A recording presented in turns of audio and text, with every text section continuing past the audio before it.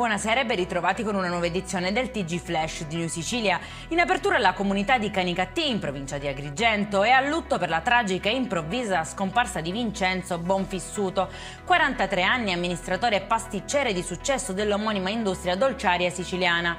Noto soprattutto per i suoi celebri panettoni, è deceduto a Bologna presumibilmente a causa di un arresto cardiaco. È morta dopo quasi un mese al Canizzaro di Catania la cinquantenne di Favara Rosalia Cancemi, rimasta gravemente ustionata al volto e al torace mentre stava accendendo un barbecue nel suo giardino. La donna è stata travolta da una fiammata di ritorno che non le ha lasciato scampo. Le condizioni sono apparse gravi fin da subito, tanto da richiedere l'intervento dell'elisoccorso. Pulizia straordinaria della fascia costiera di Carini nel Palermitano e arrivano anche più telecamere per controllare chi non rispetta le regole. Ennesima operazione per contrastare il malcostume dell'abbandono di rifiuti indifferenziati a bordo strada.